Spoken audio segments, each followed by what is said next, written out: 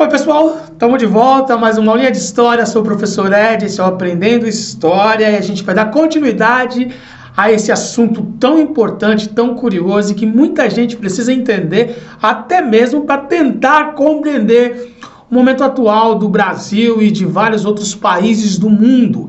A gente está falando de regimes totalitários. Na última aula eu expliquei o que eram os regimes totalitários, expliquei também o que representou a crise de 29 e por que é que ela motivou esses partidos, a ascensão desses partidos violentos e repressores.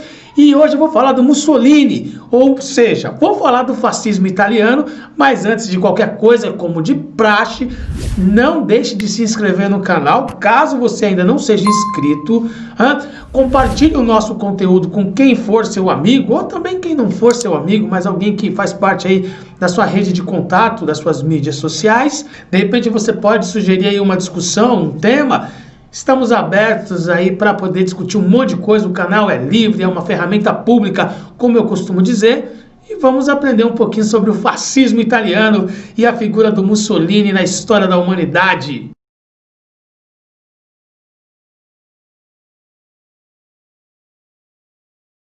Em 1919, o jornalista e político Benito Mussolini criou os grupos de combatimento da Itália.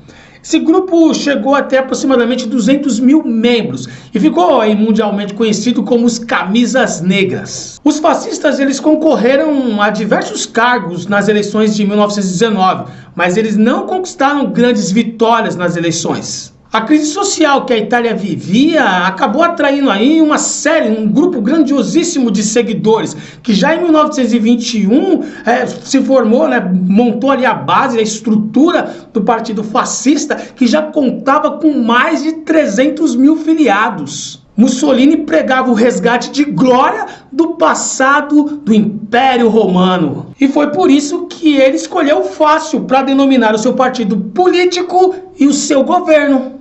O fácil ele representava o poder do Estado lá na Roma Antiga. Era simbolizado por um feixe amarrado ao cabo de um machado. O feixe era a forma como os caras açoitavam lá os trabalhadores, os escravizados. E o machado era para decapitar os caras. Então, esse simbolismo determina a maneira pela qual os romanos tratavam os seus prisioneiros, os criminosos. Quer dizer, uma forma brutal, violenta, muito característica dos regimes totalitários, que tem por si essa dimensão de brutalidade, de violência e isso aí. No ano de 1922, os socialistas eles promoveram uma greve geral lá na Itália. Só que os fascistas se posicionaram contra essa paralisação. E aí eles fizeram um movimento que levantou um número grandiosíssimo de pessoas que marcharam sobre Roma. Tanto que esse evento ficou conhecido como a Marcha sobre Roma. Bom, aproximadamente 40 mil pessoas participaram dessas manifestações contra as agitações sociais. E aí, diante dessa dimensão, dessa paralisação, o rei Vítor Emanuel III resolveu convidar o Mussolini para ser o primeiro-ministro da Itália. Logo que assumiu o poder, Mussolini tratou de favorecer seu partido nas eleições de 1924 por meio de fraudes. No ano seguinte, foi instituído o Partido Único. Fim de democracia. Eleições não existiam mais. Aí pronto, começou um período de grandes perseguições.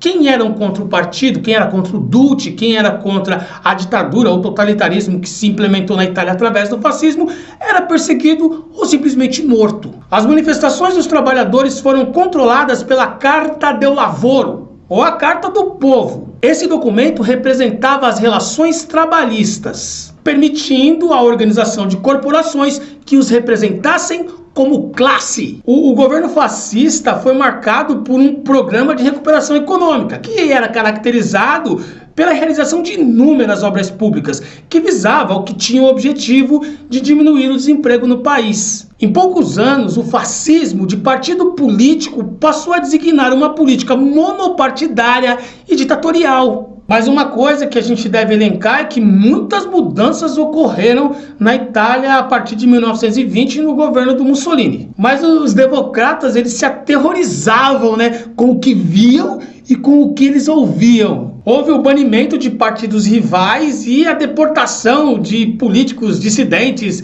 rivais que eram mandados para ilhas desertas e ficavam presos nessas ilhas sem nem ao menos ter o direito a um julgamento, porque não tinha questão de justiça, mano. Era tudo centralizado nas ideias malucas que o Mussolini criava na hora. E aí ele determinava como as pessoas seriam julgadas. Isso é um regime totalitário que está de acordo com o pensamento de um louco, um lunático que foi colocado no poder por um monarca graças a uma marcha que foi elaborada através dos interesses burgueses. Ah, não é verdade? Porque a marcha era dos socialistas e aí os fascistas foram lá combater a marcha, convenceu as elites sociais e o rei escolheu esse cara. E essa história só tá no começo, velho. Aí começou a farra. Proibição de greves, interferência nas universidades, censura dos meios de comunicação, aí não tinha mais jornal, mais revistas, mais rádio, mais nada. Ninguém podia falar contra o governo porque era um regime onde o governo dominava todos os meios de comunicação, porque não havia nem liberdade de imprensa, nem liberdade de expressão. E aí, claro, toda a publicidade, toda a propaganda estava nas mãos do Mussolini. E ele falava o que ele queria e as pessoas eram obrigadas a receber as informações que ditavam as regras do seu imperador romano do século XX. Mas, todavia, era impressionante como a Itália havia emergido do caos. A vida econômica se fortalecia, o desemprego se tornava menos ameaçador, as greves se tornaram raras e os funcionários públicos estavam menos suscetíveis aos subornos. Pô, cara, o que está acontecendo com a Itália, viu? Tudo isso que eu estou dizendo aqui é resultado dos danos gerados pela Grande Guerra Mundial, pela crise de 29, que motivou as desconfianças por parte do sistema liberal, que era aclamado, né, desde o século XIX. Bom, esses valores levaram a burguesia ao poder e passaram a ser contestados em vários países durante os anos 20 e os anos 30. Aí, após a Grande Guerra, o liberalismo econômico passou a ser visto como uma coisa ruim, né? Gerador de conflitos, competição capitalista, falência, inflação, fome, desemprego em massa, e etc, e etc, e etc. Foi nesse contexto que políticos passaram a pregar o estabelecimento de uma sociedade menos liberal. E, claro, a partir daí o fortalecimento do Estado, o fortalecimento da nação. Já fica muito claro as bases do pensamento fascista que foram promovidos a partir dos anos 20 na Itália. Os líderes fascistas, eles propunham o fortalecimento do Estado como uma forma de enfraquecimento das instituições liberais, e isso seria uma forma de combater o colapso social e econômico. Se é que faz sentido. Mas essa era a ideia. Eles souberam trabalhar muito bem o medo das massas com relação à crise econômica, a classe burguesa com medo do avanço do socialismo, e tudo isso foi perfeitamente manipulado pelos grupos fascistas que utilizaram dentro dos seus discursos para o convencimento das massas. Bom, usando muito bem a propaganda e a violência armada, ele convenceu as massas, anulou os grupos opositores e dominou várias regiões, inclusive países como a própria Itália, Alemanha, Portugal, Espanha. Foi o convencimento da porrada. Os governos fascistas, eles podem ser caracterizados como totalitários, expansionistas e de extrema direita. Lá na Itália eles apregoavam a retomada da idade clássica dos imperadores romanos, e na Alemanha eles pregavam a superioridade da raça ariana. Os caras eram os bonzão, os melhorzão, os incorruptíveis, os não miscigenados, e eles não gostavam de ninguém que não fosse eles mesmos. E eles eram muito xenófobos, né? E muito genocidas e muito canalhas também. Bom, o atentado que ocorreu em 1926 contra o Mussolini foi a desculpa perfeita que os fascistas precisavam para tomar o poder de forma repressora e autoritária.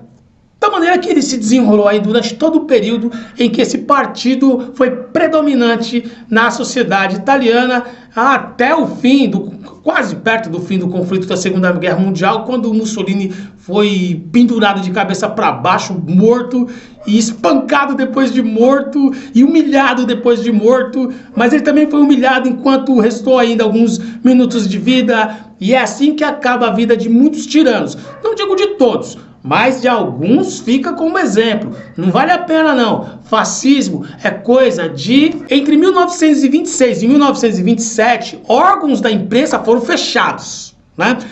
Partidos políticos foram colocados na ilegalidade. A pena de morte ela foi legalizada e plenos poderes foram dados aos camisas negras. Em 7 anos, as principais vias de oposição elas foram aniquiladas. Milhares de civis foram mortos, presos e exilados. Intitulando-se como Duce, o Mussolini recebeu apoio integral da Igreja Católica. Em junho de 1929, o Mussolini assinou o Tratado de Latrão. E aí eu vou resumir esse documento aí, porque ele devolveu algumas terras que era patrimônio da Igreja, que havia sido tomada, e ele deu ao Papa o direito de ter um Estado, que é o Estado do Vaticano, sobre a inviolabilidade das suas decisões. Isso aí. E aí tornou-se um chefe de Estado, um Estado dentro da Itália, que pertence à Igreja Católica, e eles ficaram amigos.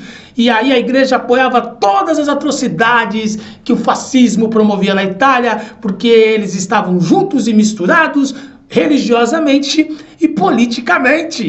Por fim, o investimento do governo em obras públicas, dado o crescimento demográfico, o crescimento da indústria, dos setores agrícolas, tudo isso fez com que a Itália tivesse um relativo crescimento que começou a colocar suas bases no eixo, dando credibilidade, inclusive, para o governo do Mussolini, antes da Segunda Guerra Mundial, né? Então, antes do período ou do início da guerra, a Itália, de fato, ela ensaiou um crescimento, conseguiu se estabelecer de uma forma bastante convincente.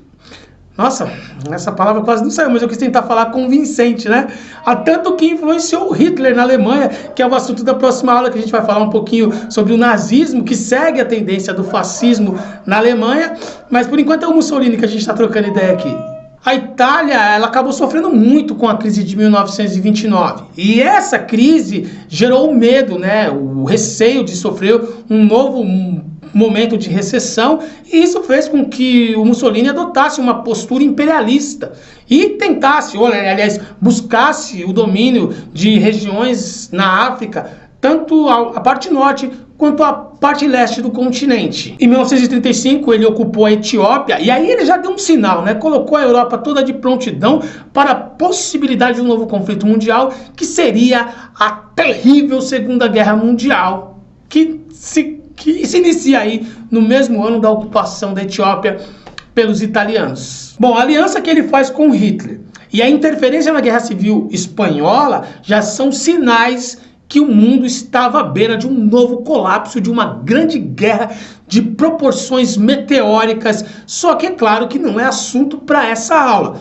Nessa aula a gente discutiu um pouco sobre o posicionamento político de Mussolini, o partido que ele fundou na Itália, que é o fascismo, e por hoje esse foi o nosso assunto, né? Não vamos estender mais, porque já rolou aí muitos dados, a gente falou bastante coisa. Eu tenho certeza que você compreendeu pelo menos uma base que propõe aí a característica do fascismo. Na próxima aula a gente vai estudar o Hitler lá na Alemanha, o partido nazista, e dessa forma a gente segue rumo ao conhecimento do mundo, e assim aos poucos a gente vai descobrindo coisas e fatos ao redor da história da humanidade, que é muito legal de conhecer, tá bom? Sem mais delongas, muito obrigado. Se você esteve até aqui, poxa, porque você está curtindo o nosso trabalho, se inscreve no canal, compartilha, ativa o sino e comenta, porque esse comentário dá a entender que você realmente tem interesse no nosso conteúdo, e isso faz com que o YouTube disponibilize esse material para mais pessoas. E muito obrigado, estou sempre à disposição. Valeu!